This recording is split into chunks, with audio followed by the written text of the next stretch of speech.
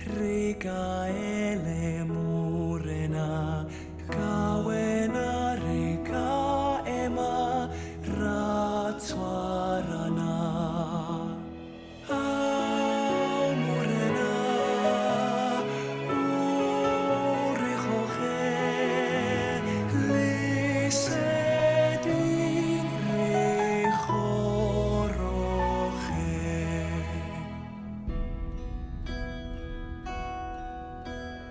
Waar die wilgers welig spruit, doringboom sy skadu sprei, soos ons groei in kundigheid, mag U ons lei.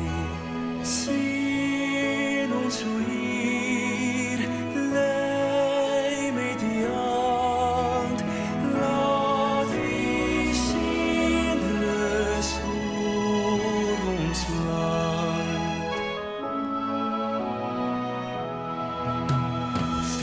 Strong streams united flow, Africa stands proud and tall. As we learn, we trust, we know God is in control. Bless us, O Lord, guide us with grace. May Northwest be blessed always. Bless us, O Lord, sien ons hier. Ore Jehovah Tsemporena, sien ons, bless us, O Lord.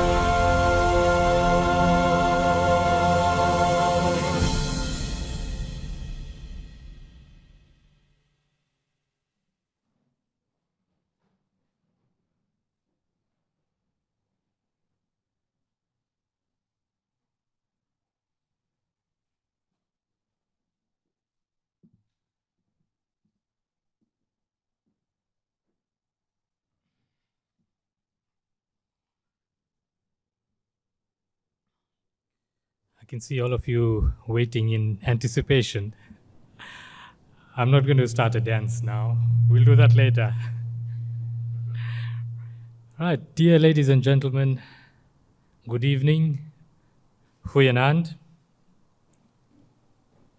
It gives me great pleasure to welcome you to this very special occasion, the inaugural address of Professor Chris van Heerden. In particular, I'd like to express a warm welcome to Prof. Sonia Swanepoel, Deputy Vice-Chancellor, Community Engagement and Campus Operations on the Mahikeng campus. While she is there, we still want to tell her that she is part of this family. So welcome back home. Also a word of welcome to Professor Wynand Krobler, Director, School of Economic Sciences, and Professor Andre Heymans, Deputy Director, School of Economic Sciences, and all other colleagues who have formed part of this procession. Thank you for being here. I'd also like to welcome the colleagues from the three campuses, friends and family, both who are present here, and those who are following this very auspicious occasion online. A very special word of welcome to Chris's parents, Martin and Christa van Heerden. Both of them are viewing this online. And Christo and Kate Brandt, father and mother-in-law of Chris. It was great meeting you outside in the parking lot and getting to know you. Then also a very special word of welcome to Wilmy van Heerden, who is Chris's wife. Anita and Gerrit Nel, his sister and brother-in-law, they are also viewing this online. Davi and Madi Brandt, brother-in-law and sister-in-law, welcome to you. Nico and Jola Brandt, brother-in-law and sister-in-law who are also watching this function online, and Paul Staker, who was Chris's study leader and mentor. Maybe if I can look into the camera and say welcome to you all online. So today is indeed a proud and joyful occasion for the Faculty of Economic and Management Sciences, the Northwest University, and all of us present. Inaugural lectures are an essential component of the university's public events program. These occasions help us create a broader awareness of the latest developments in research in the faculty as well as the university. It provides a platform for a university to showcase its academics, introduce them to the academic and non-academic community, and also to allow for engagement with the general public. The inauguration of professors is a very special occasion during which newly appointed full professors are inducted into office.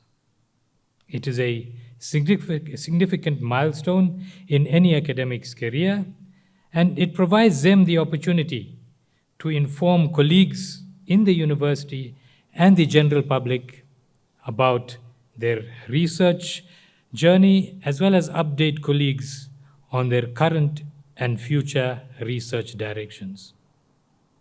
It allows the new professor to answer for himself regarding his position and contributions to his chosen subject field.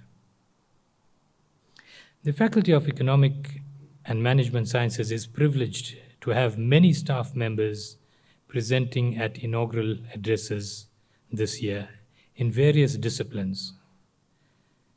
Prof. Chris, tonight you can celebrate a significant personal milestone with family, friends, and both previous and current colleagues.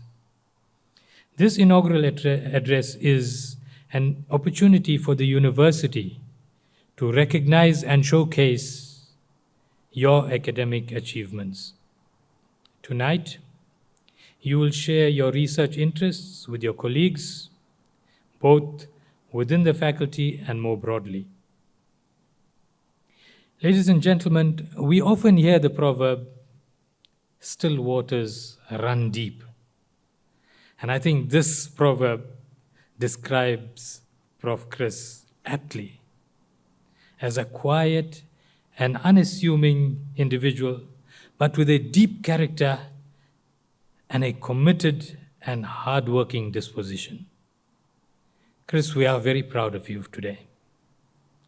Today, I'm confident that you will take us on your interesting research journey through your inaugural presentation, Is Measuring Performance Irrational or Inefficient?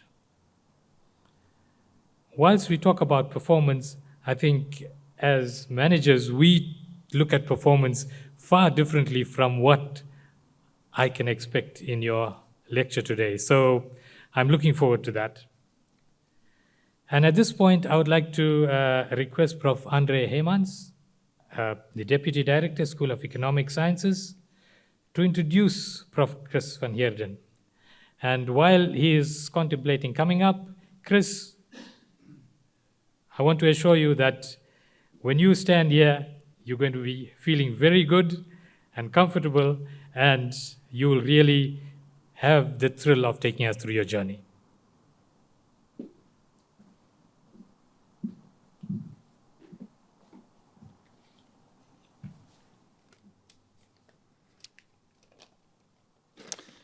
Thank you, Prof. Babs. I would like to introduce to you Chris van Heerden. Chris van Heerden was born in Paarl on the 23rd of March, 1984, making him the 11th generation of van Heerdens born in South Africa. Chris is the eldest child and only son of Martin and Christa van Heerden. He is schooled at V.A. Joubert Primary School, Springbok Primary School, High School Colesberg, and High School Langenhoven Gymnasium. He enrolls for a BCom Risk Management first year, as a BCom Risk Management first year in 2003 at the former Potchefstroom University for Christian Higher Education, and graduates with distinction as a Golden Key candidate in 2006. He goes on to complete his honors degree in risk management in 2007 and graduates with distinction. He goes on to complete his master's degree under Prof. Gert van der Westhuizen, and it is there that he soon finds his niche in finance, which focuses on performance measurement and management. In 2008, he continues with his PhD under the guidance of Prof. Paul Steiger and myself, and he joins the Northwest-University as a lecturer at the age of 26, after he submits his thesis and graduates on his mother's birthday in 2011. The next year, he's promoted to senior lecturer and appointed as program leader in economics on the Potchefstroom campus. However, it is in 2013 where he attained his biggest goal and convinced Wilmy to marry him. In 2014, Chris accepted the role of section editor for the South African Journal of Economic and Management Sciences, and in 2016, he is promoted to associate professor. In 2018, he assumes the responsibilities of coordinating program leader for economics, overseeing 35 undergraduate modules over the 3 campuses. On 19 November 2020, Chris receives the confirmation of his promotion to professor, and although this was good news, it was the news that he was going to be the father of his firstborn, Martin, that changed his life forever. He hasn't been sleeping well since. In 2021, Chris took over the role of coordinating program leader for risk management while continuing lecturing under and postgraduate modules and supervising postgraduate students. During his academic career, he has published in several national and internationally accredited journals, reviewed for several accredited journals, and co-authored the first South African-oriented bank risk management textbook. He has externally examined several modules and postgraduate studies, presented at a number of international and national conferences, and is well known by his peers in the South African finance academic community. With achiever and focus as 2 of his top 5 Gallup strength attributes, Chris never sits still. I'm sure you all know this. He's an avid gardener and enjoys a variety of home improvement projects in and around the house. He strongly believes that if you don't make time to do it right the first time, you will not necessarily have the time to do it again. Ladies and gentlemen, I introduce to you Prof. Chris van Heerden.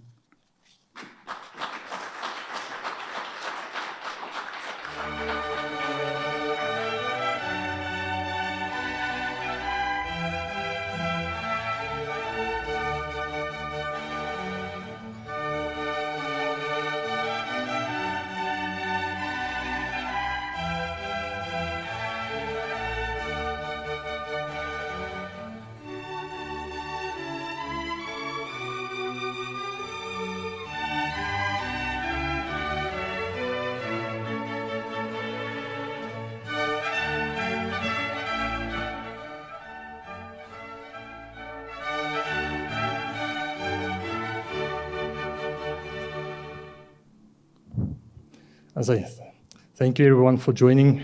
It's a privilege to be here and to join or to share this day with you guys. And thank you so much for making the time to be here.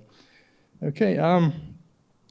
Well, the concept of performance or the different elements of performance has inspired my research, and I want to share it with you. And I want to start with what is the concept of performance? What does that mean?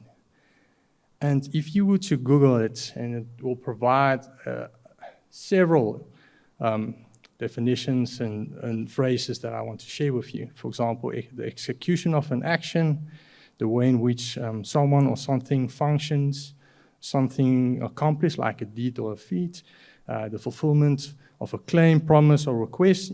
In other words, the implementation, the ability to perform, efficiency, the manner of reaction to stimuli, in other words, human behavior that we're going to look at, and also the need or ability to improve and the competence. So And you will see as we go through the presentation, I'm going to try to address each of these elements. But if you look at that slide, that actually summarizes to some extent our daily activities and decisions, even on an unconscious level. And if you think about it, how many times have you been in a situation where you ask yourself, could I have handled this situation maybe better? Could I have maybe deal with this confrontation better? Or done this better, or could have improved it in some way? So in some sense, all of us, every day in our lives, are trying to improve ourselves, which is some kind of performance. And we want to find ways to better ourselves every day. So that's why I decided on this topic, performance. And I'm going to elaborate and say, well, can you really measure performance? Okay. Now, the concept of performance can be traced back, way back to the origins of man, the origins of man. In other words, how we were built. We needed to be more, to be stronger, to be fast in order to survive. So we needed to learn ourselves the skills and abilities to survive, to be the better one next to me.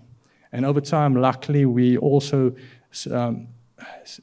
we saw that it's also very important to look at the well-being in every aspect of our lives as well.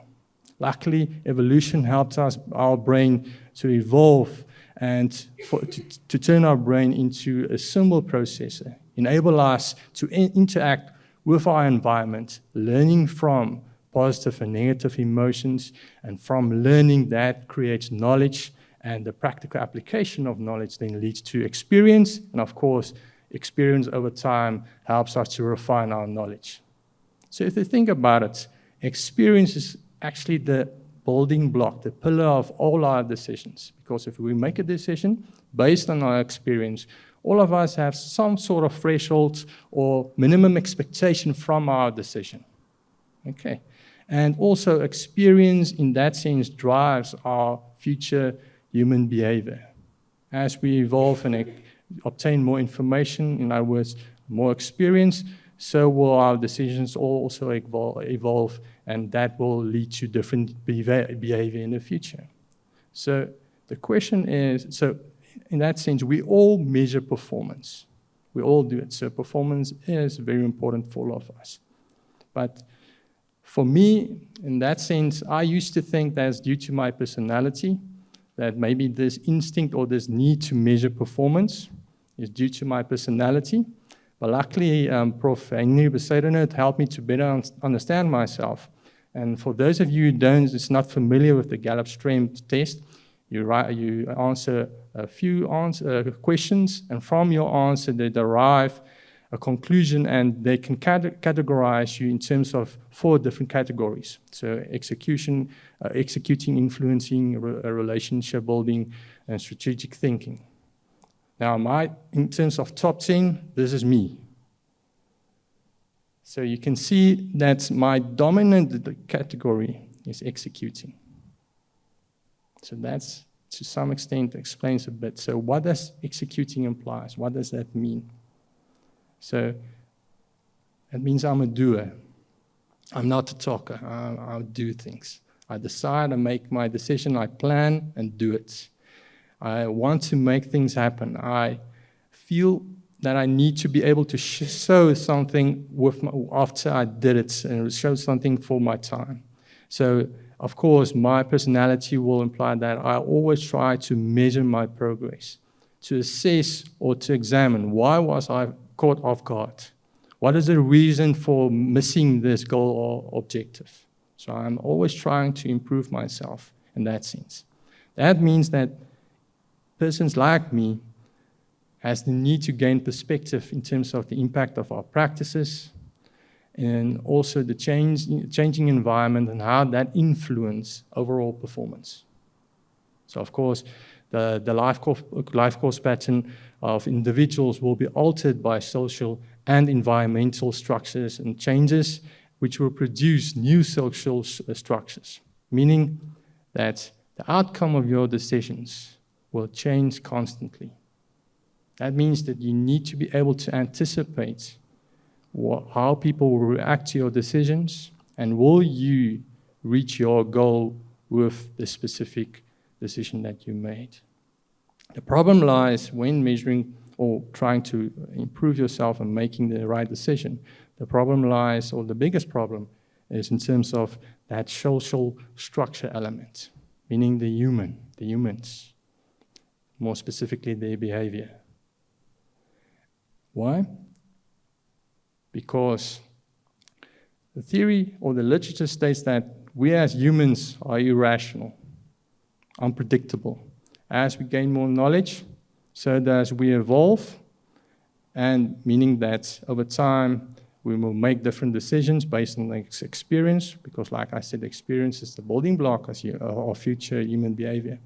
And if you're irrationally unpredictable, so can you really measure that? If you want to make sure that if you make a decision and you want certainty about your decision, you need to anticipate how people will react. But if they're irrational, unpredictable, how will you do that?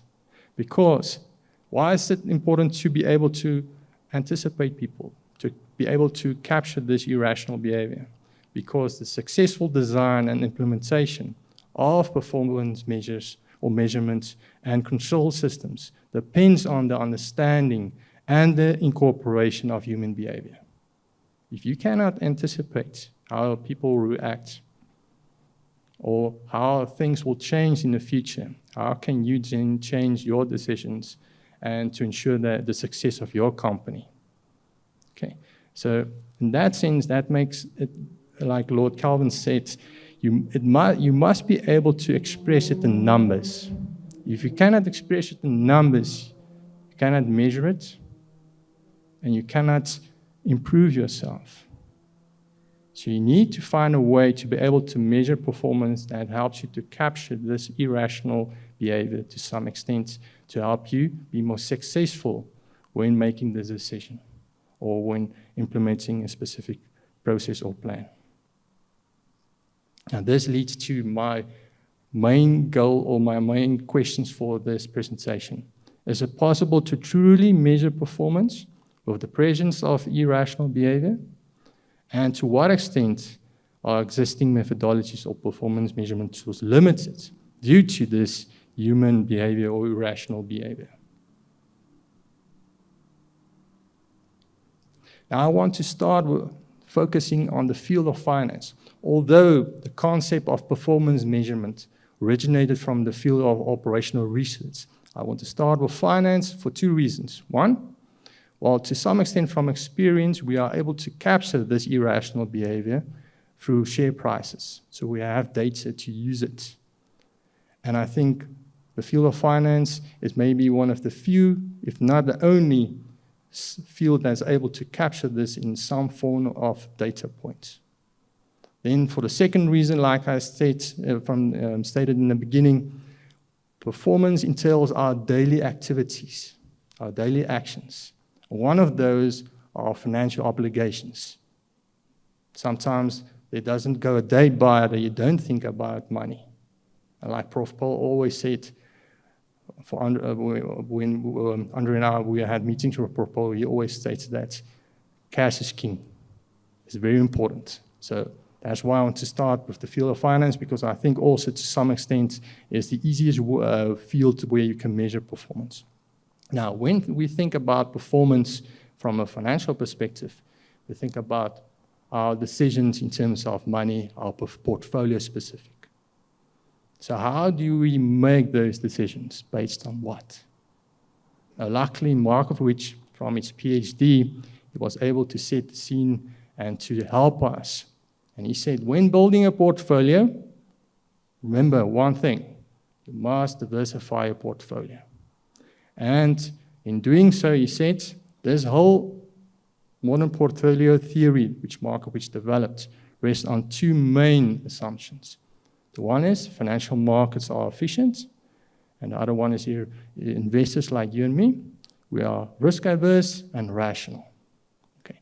So remember, as I go through the slides, keep the following in mind. In finance, all our tools, which we make our decisions with, in terms of investments are based on these assumptions. They rest on these assumptions. Okay, so let's start and look at what does it mean to be rational. The concept of being rational implies that we want to maximize our utility. We will choose the solution that is most reasonable and acceptable with the greatest anticipated enjoyment. So that is what the rational implies. Then, what does it mean to be efficient? But before I go with efficiency, remember also, when thinking about being rational, that implies from an investor's perspective, that if you would be given the same type of information to people that is rational, their outcome, or they will come to the same conclusion, making the same judgment in terms of what the value of an asset will be. In other words, its intrinsic value. So they will make the same conclusion, derive the same value if you're rational when giving the same amount, the same information. So keep that in mind as well. So moving on. In terms of what does it mean for a market to be efficient, that implies that we have all the information and the same information. So remember, when making investments, usually we learn our first years, we make use of fundamental analysis and technical analysis. Okay, so those tools try to identify investments through patterns, sometimes like the technical analysis. And your fundamental analysis also helps you to identify investments, shares that are undervalued. In other words, where there are maybe some patterns that must be identified. But the concept of efficiency implies that we have all the information available, meaning there's no patterns in the market. So as new information comes into the market, we absorb it, all of us, and we all know that more or less the same thing. So there are no patterns. We are unable to use fundamental and technical analysis to identify patterns to help us to identify investments that other people didn't identify before you. So in other words, efficiency implies a market is unpredictable. There's no patterns in the market because everyone has the same information. There's no additional information available, someone that knows more than other person. Okay. Now, the field of behavior finance stated that our decisions are not solely based on the rational behavior or rational decisions. Also, sometimes we are irrational, but more important, every one of you will react differently when you receive information, when you receive news, which can also add to irrational behavior. Okay. And with irrational behavior means that sometimes that irrational behavior can force patterns in the market where you can outperform the market to some extent. So the field of behavior finance stated that we are sometimes irrational. So the market is not always constant, so it's time varying efficient. So sometimes it's efficient. We will have all the information. Market is unpredictable. You cannot outperform the market. So the best that you can do is the same as the all share, for example, where if the market is irrational, meaning there are patterns in the market, you can, over a short period of time, outperform the market, doing better than the all share. Okay. Now, the problem of irrational behavior is that these variables that with our decision-making tools, with fundamental technical analysis, the variables that they are built on will therefore be inconclusive. Because remember, they're built on the assumption that the markets are efficient, we are rational. Now suddenly we say it's not always the case. So the variables that we use in these models will be inconclusive, leading to inconsistency, unreliability, and wrong decision-making. Okay, but practitioners argue that there's nothing wrong with those assumptions. It's in the way how we implement them. There's the issue. So you can maybe argue that sometimes we would act irrational, exhibiting like overconfidence, where we will intentionally take more risk and maybe under-diversify our portfolios or trade too frequently. deliberately. So if implementation is the issue, then we need to go back to the building blocks of how we make our investment decisions. Like every decision, we weigh up our pros and cons. So in finances, we want to maximize the returns. Profit, that's the biggest thing. But at what cost? In finance, we call that risk. So how do you define risk? If you say that risk is considered to be something perceived by an individual that's self-aware, how do you measure the risk of a company that's not self-aware? The problem is that Markowitz, which is the father of portfolio management, should have provided us with all the building blocks to how to make decisions to build the portfolio, but he didn't. The problem is he stated that, yes, it's a good thing if you achieve your expected returns, if that realizes. But you don't want variance in returns, volatility, unpredictability. Now the thing is, he said that's a bad thing. He never committed to the idea that we must use variance as a measure to measure risk in our portfolio. And he only referred to it as a bad thing, but never committed to the idea. So now, how do we define or measure the risk without a comprehensive definition? We teach our first years that risk is the uncertainty of not achieving our expected rate of return. But in reality, in practice, we know when making a decision, there will always be some form of exposure that we know of, and then also uncertainty. And Knight took the uncertainty, the concept of uncertainty a bit further. He ignored exposure as a concept, and he said that uncertainty can be divided in two categories, objective and subjective probabilities. According to Knight, objective probability implies that we can argue with logic and measure a certain level of uncertainty. So that's the measurable uncertainty part. And the other part is your subjective probability. That is based on human behavior, human beliefs, which cannot be quantified, cannot be measured. That's the unmeasurable part of uncertainty. So before we proceed, what is probability? Now, according to Keynes defined probability as the relationship between two pairs of propositions that are rationally determined. Rationally. Ramsey had an issue of that way ahead. He said that how can you argue that we are rational? So now, again, we sit with the problem. We don't have a definition of risk, and the objective probability states that we can measure it, but no measure have been provided. They can truly measure risk. So we need to then, the only measure that we have is based on what Markowitz stated. He said that we should use the variance of returns, and remember, he never committed to the idea. There's only we as academics and mathematicians that ran with the idea. And to some extent, that also explains why the implementation was not correct, because we exhibited irrational behavior. That irrational tendency to rely too heavily on the very first piece of information, call that the anchoring bias. Okay. Now, before we start with the problem of variance, what is variance? Variance looks at the deviation from a mean, or the deviation from your expected returns.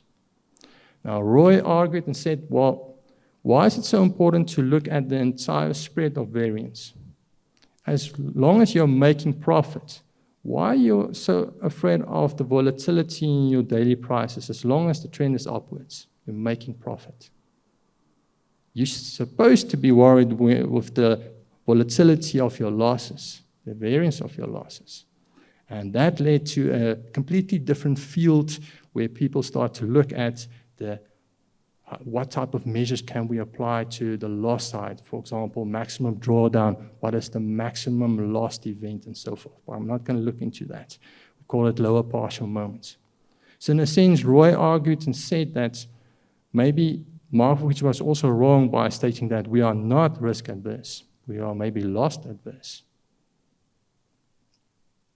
Now, what is the problem with variance? We know now what is variance, but what is the problem? Besides for variance, there is no measure, risk measure in finance that is also able to capture concepts like liquidity risk or discounting factors like trading costs and taxes. So there doesn't exist such a measure.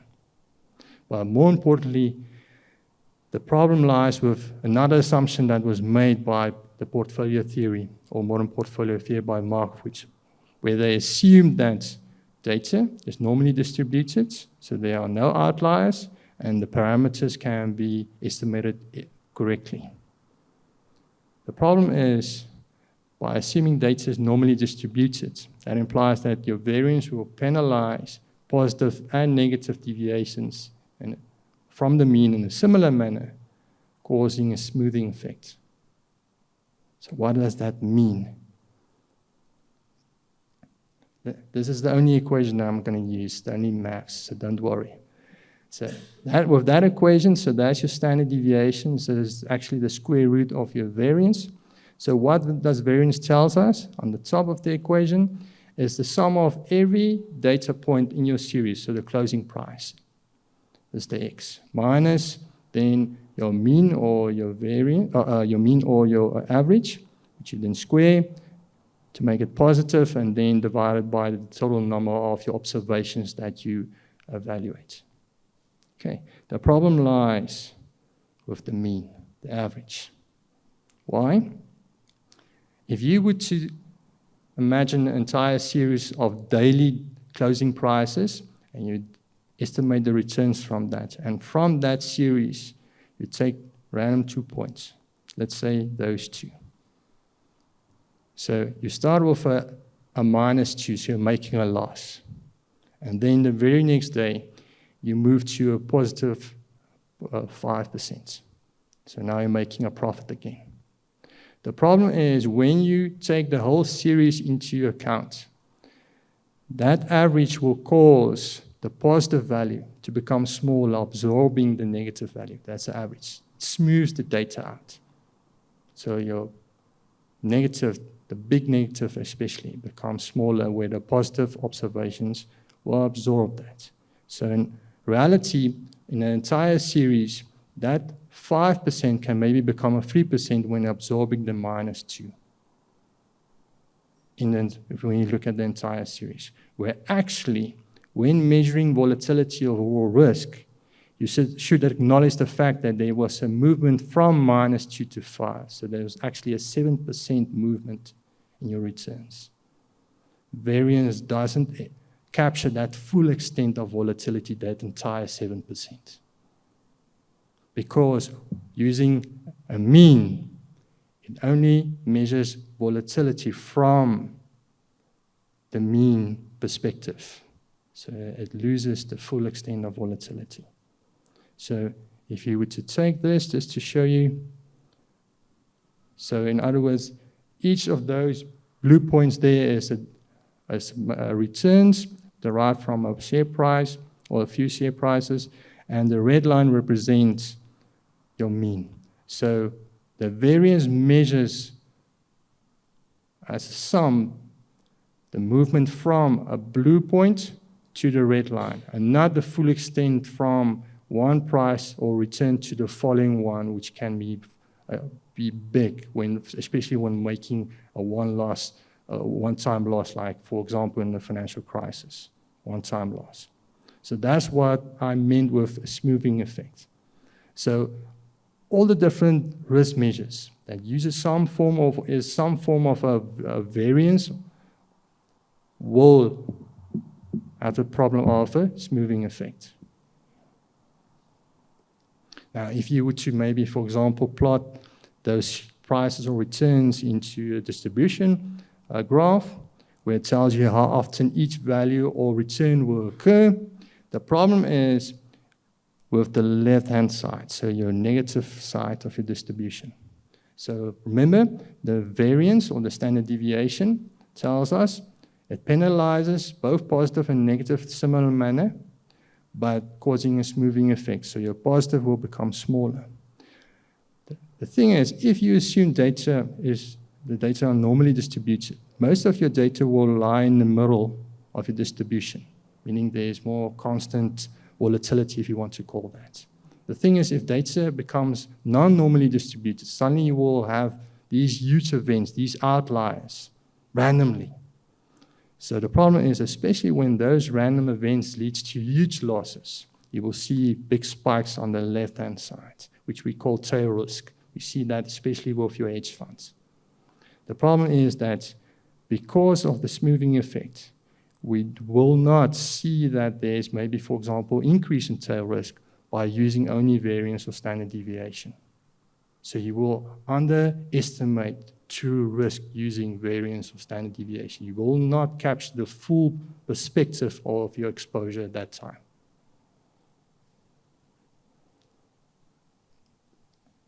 So if we cannot use variance or standard deviation, how can we measure risk?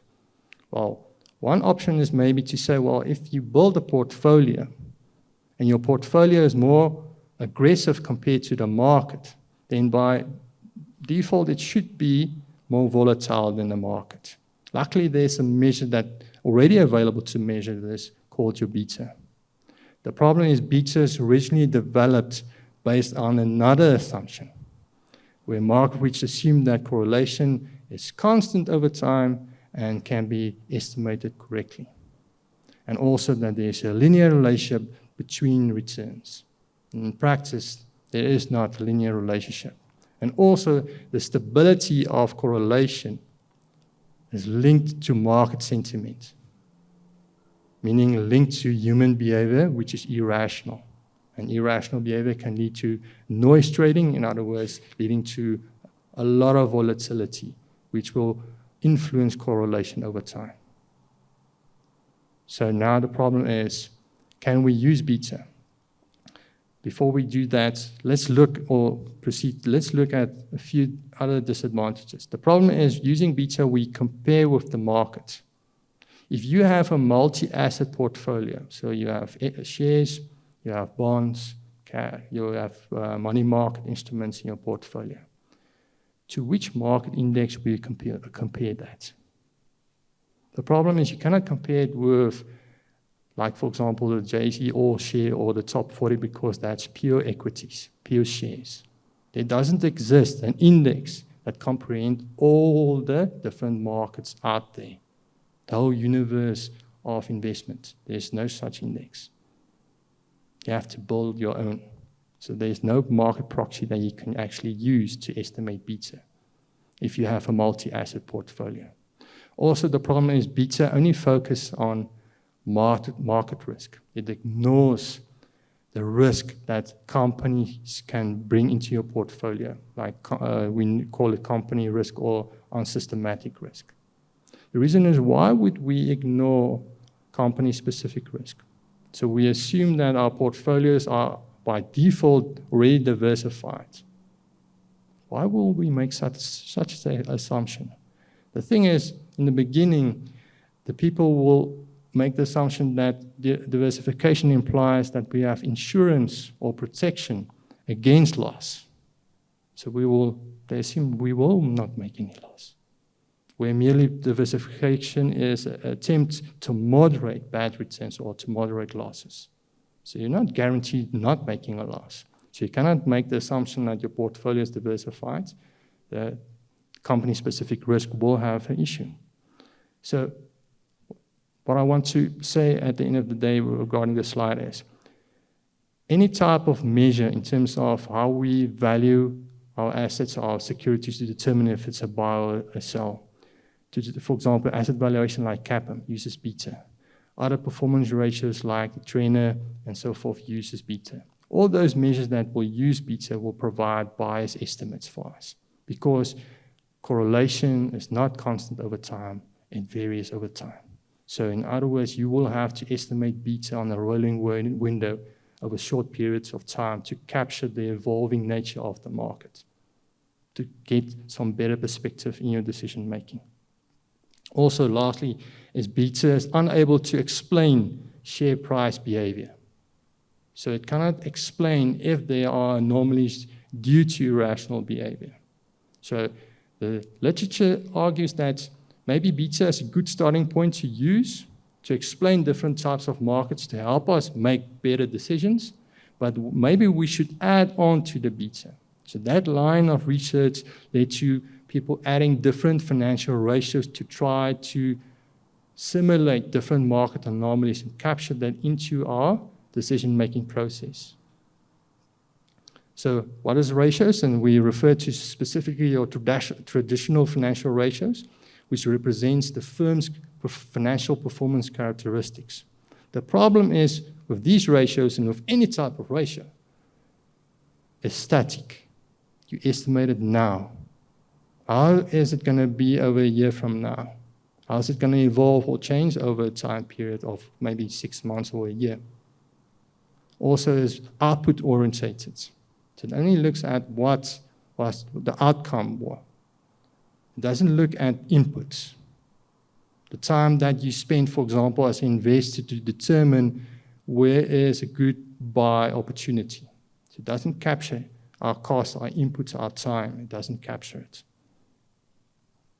Also, ratios in general are backwards looking.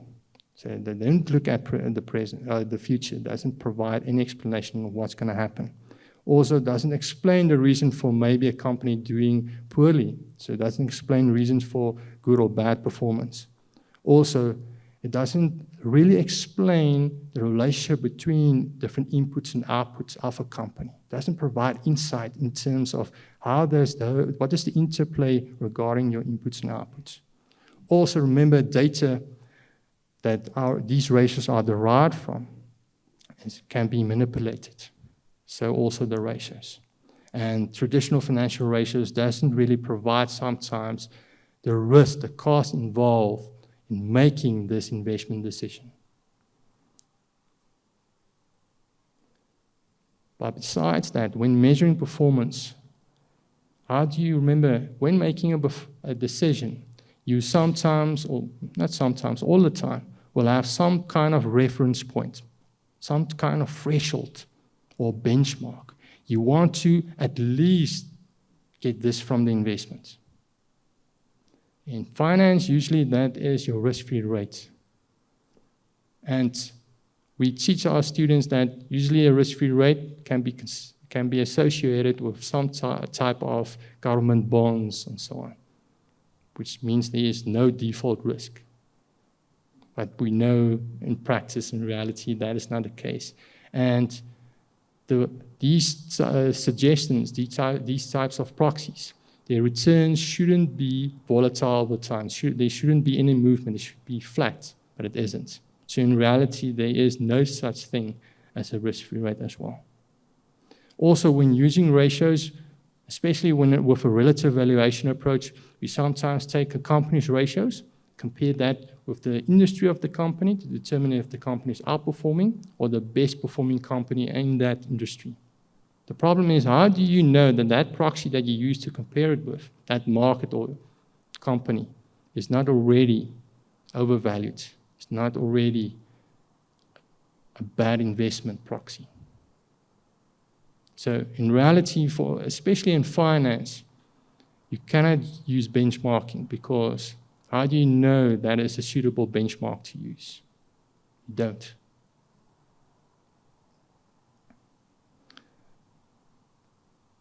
So to summarize in terms of the field of finance is you cannot really, with the fundamentals provided by Markowitz, you cannot really measure risk. That implies that by default, you cannot really capture the full extent of volatility, so there will always be some kind of loss that you didn't anticipate.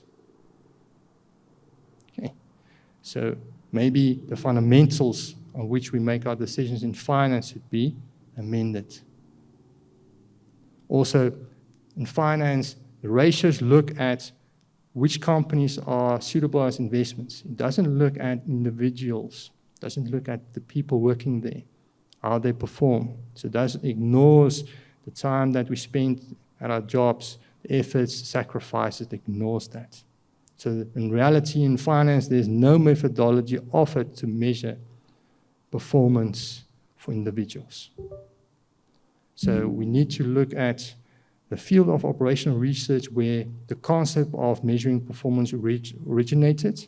And this field provides us with maybe a possible solution where it refers to using non-financial measure methodology.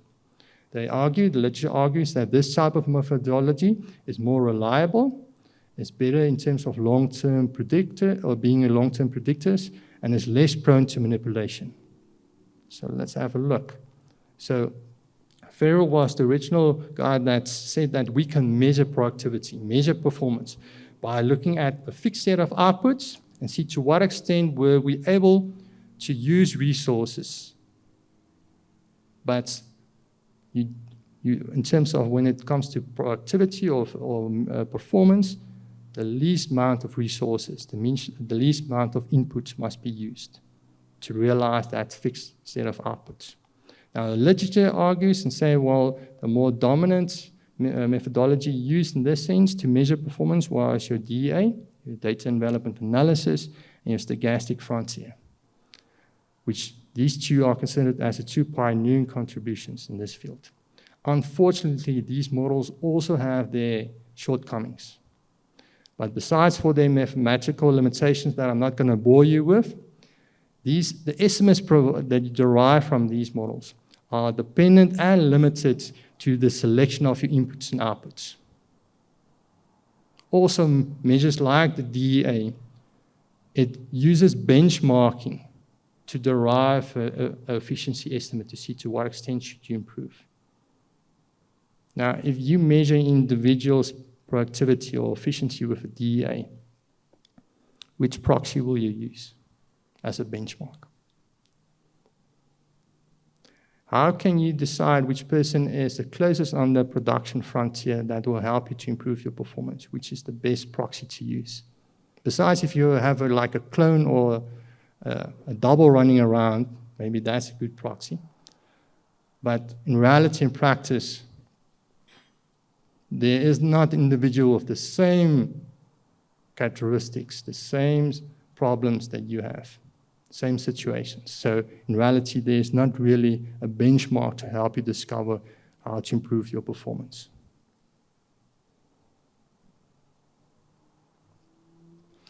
Now, and this is I'm almost done. The non-financial ratio or measure methodology offers an alternative to the DEA and stochastic frontier called your balanced scorecard. Now, we as academics are aware of a version of this one called the performance appraisal. We know it good. Now, we all know that the performance appraisal considers only the objective set, the measures, and the targets, ignoring input-orientated efficiency. In other words, how well are you using your resources? You remember, to be more productive, more efficient implies the least amount of resources must be used for your inputs. So if it's limited, why use it then? Well, Gardner and Mills argued that the guys that are doing the evaluation, it depends on them, what information they need. While Duvall argues that performance is supposed to be the output of both the organization and human activities, which is not always the case. So why then use your performance appraisal if it will provide a limited perspective in terms of performance? If it ignores inputs. Remember, production had two sides, inputs and outputs. How can you measure performance if you only look at the one side of the coin? So one argument is the reason for using performance appraisals is maybe irrational behavior. Following the wisdom of crowds without determining the best approach that will best suit your company's dynamic structure. calling it the herding effect or bandwagon effect.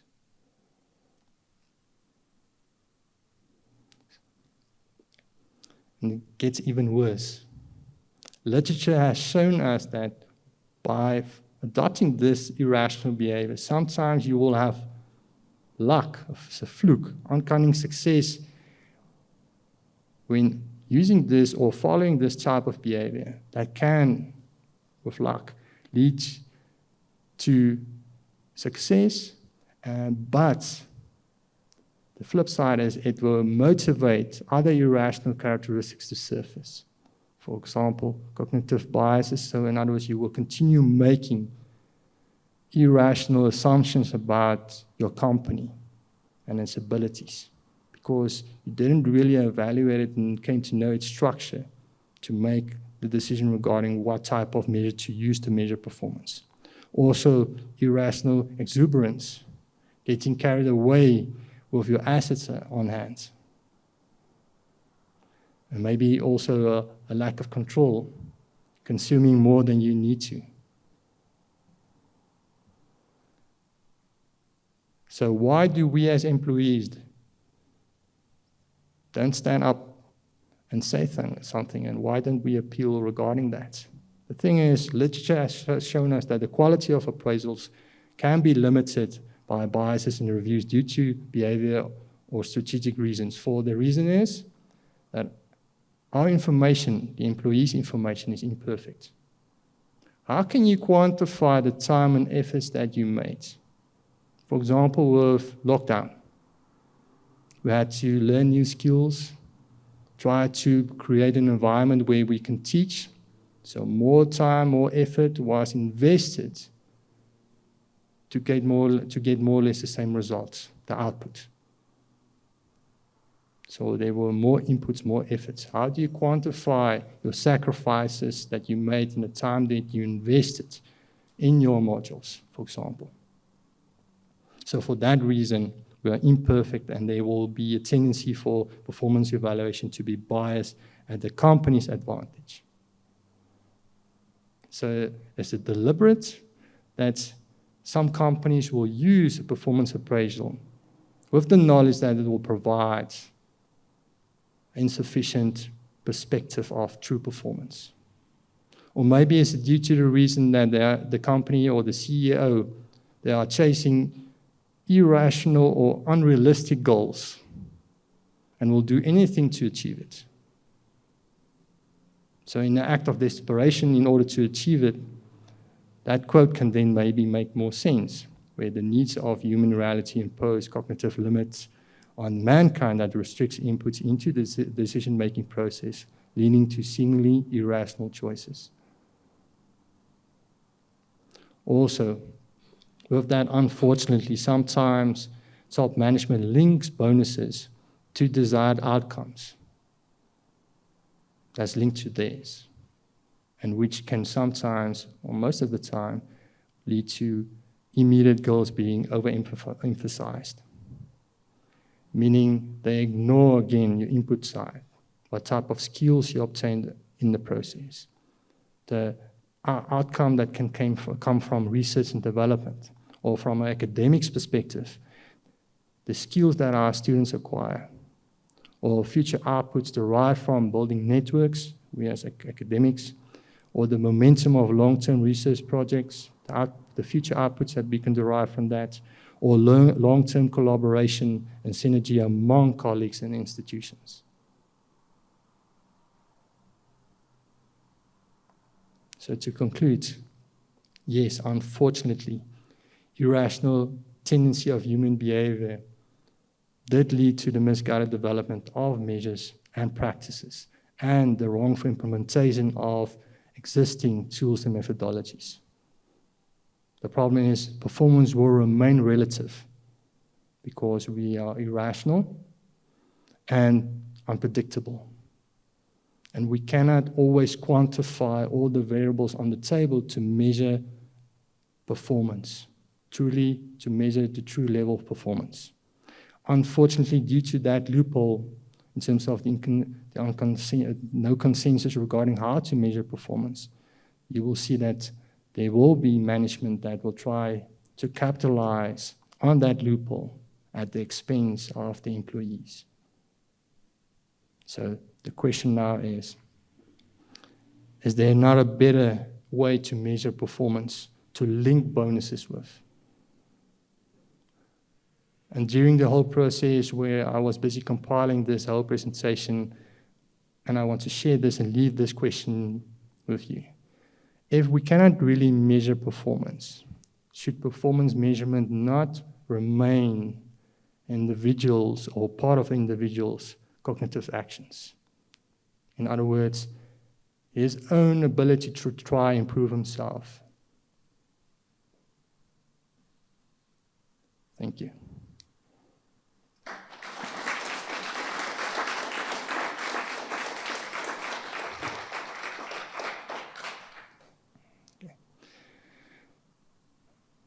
Thank you so much. So I just want to, there's a small list, but they are quite comprehensive.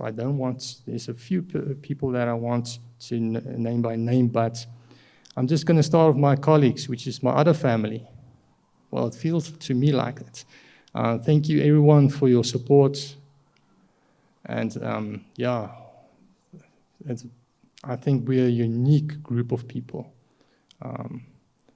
Which we should be grateful. And I just want to thank you for all the coffees and all the talks and everything. Thank you so much.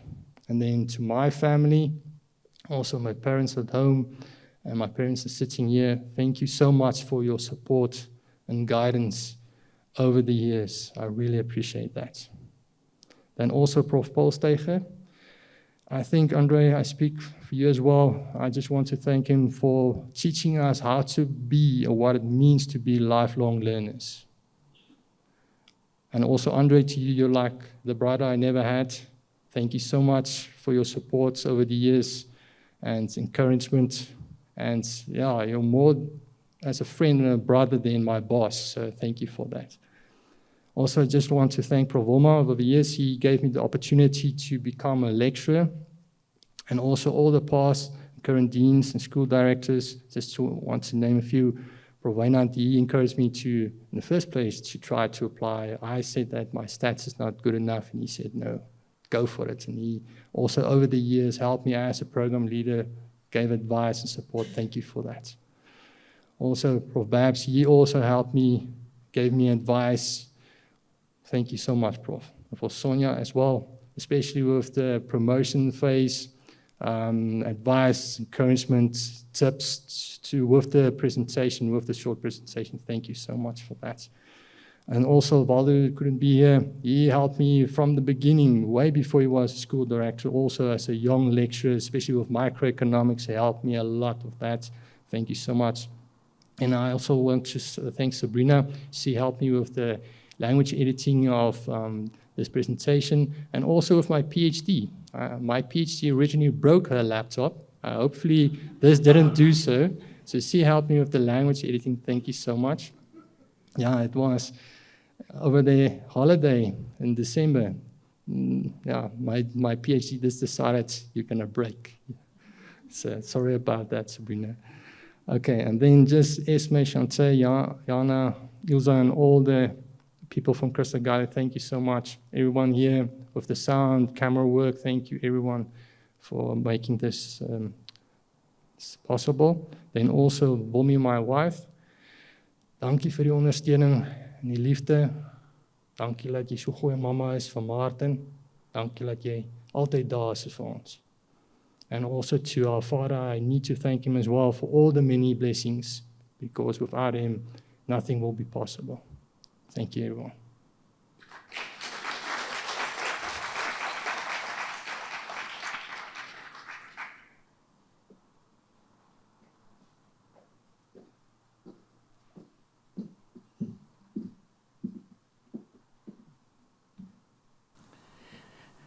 Ladies and gentlemen, good evening.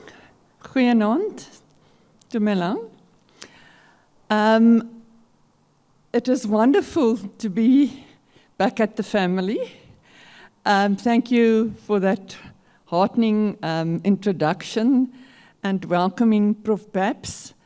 Kan colleagues, at such a wonderful celebration tonight.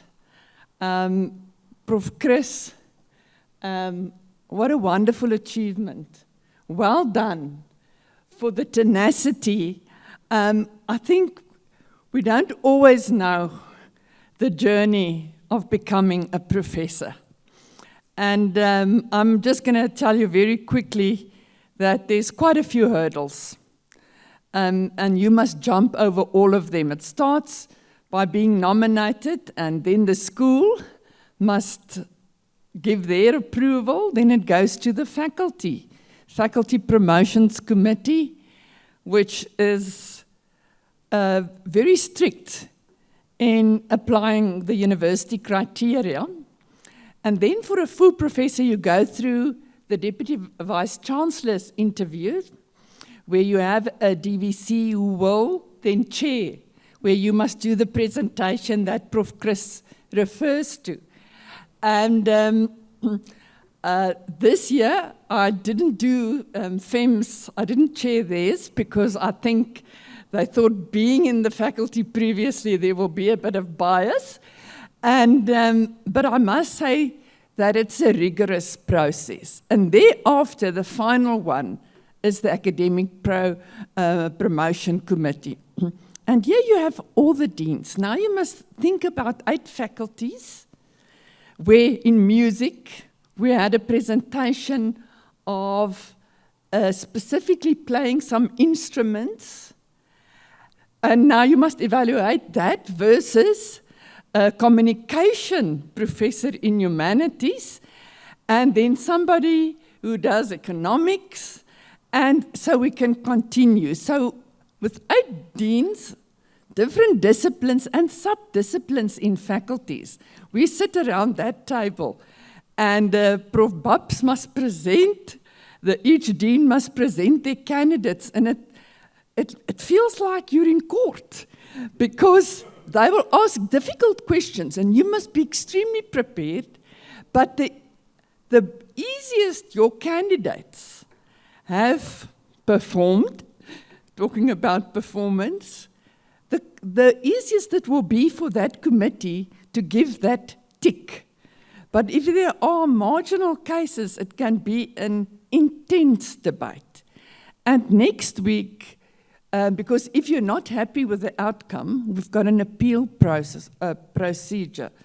So next week, for the first time, I will be a member of that committee. And it scares me a bit, because what was the reason? You have to now go and determine. So, Prof. Chris, what I wanted to convey with this little part of how it works at the university is that to achieve this is absolutely fantastic. It's not something that you get easily at the Northwest University. You really have to work hard. And you cannot only have one criteria. You must have a balanced profile in all the different criteria we set for becoming a professor. So this is a wonderful achievement. Many, many congratulations, and to your family and everybody who supported you. And I trust that you're going to have a wonderful evening and enjoy the celebration now that the nervous part is maybe over. So once again, can we give a round of applause to Professor Chris van Heerden.